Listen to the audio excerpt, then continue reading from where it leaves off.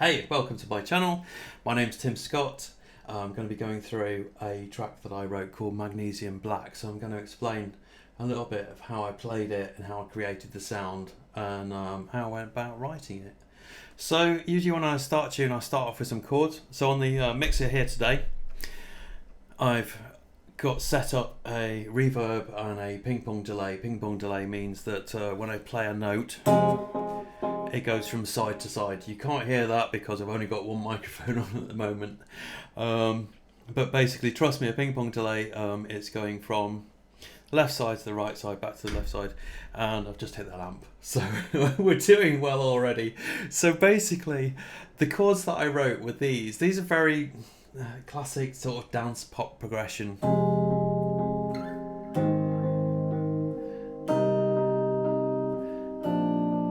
Now the melody I wrote, I took from the first chord from the F minor.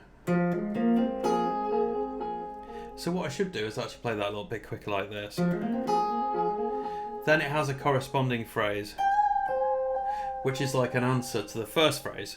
So this phrase is basically, if we have a look at this, I'll do it really quickly so that all the other notes, basically the only note that really matters is that note. For a vibrato on this, I'm using my tremolo, so we can do all sorts of kind of crazy increments of vibrato with the tremolo bar. It tends to be a bit softer than actually doing from the fingers, which sounds more rocky rather than kind of softer, like some people have mentioned when they've heard this track that it sounds a bit Mike Oldfieldy. I would say that I was just trying to go for a kind of really modern sound.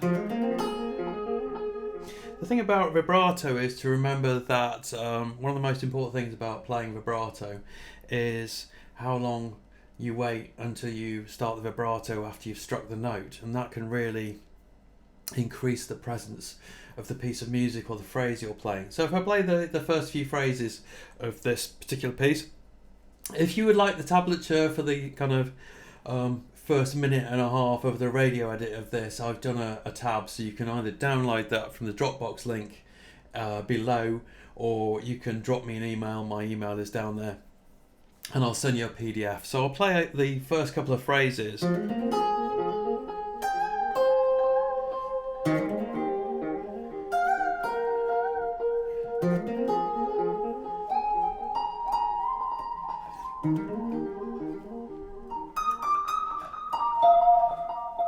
So the really important thing about this, like I was saying about the tremolo bar, you know, this sort of top phrases, I'm doing some quite sort of shrill kind of vibrato with the bar. If I did that on like a low note, it'd sound a bit strange. It sounds a bit like a tremolo that's gone wrong, or a robot. But on a high note, it sounds really sweet. So maybe it's the sort of shortness of the frequency that actually makes it sound better. Because if I do a slow vibrato, that sounds equally nice if I did it on the phrase, like, you know, the sort of... The other thing that I'm using a lot of in this piece is tremolo arm scoops. Now, tremolo arm scoops is when I play this little phrase, and then the... So what I'm doing is I'm dropping the bar slightly, so I'm dropping the pitch of the note.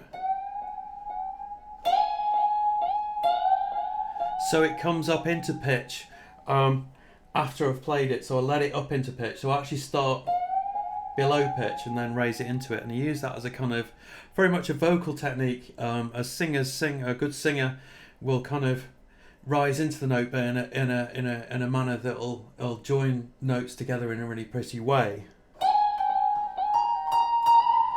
So I'm just trying to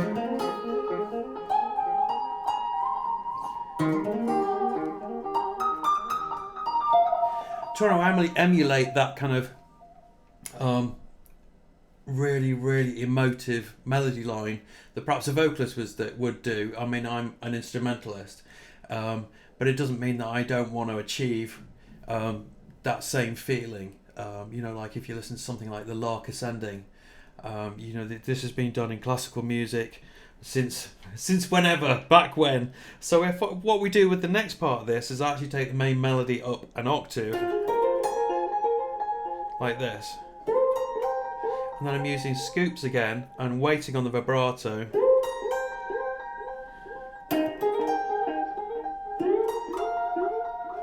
I'm not actually going to take you directly through note by note of this transcription. If you're interested in learning how to play it, like I say, the tablature's at the bottom, or drop me an email and I'll send it over to you.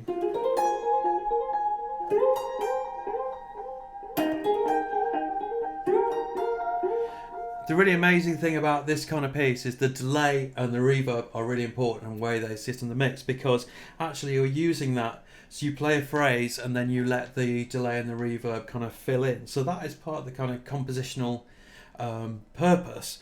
When I write a piece like this, I would deliberately set reverbs and delays how I want them more or less in the mix, and then play into them and try and get other things that, so that actually it's much more like a finished piece as you're laying it down. You might polish those elements as you get to the final mix.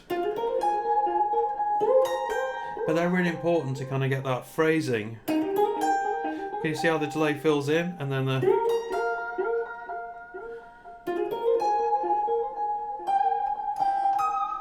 So I'm playing some wrong notes here.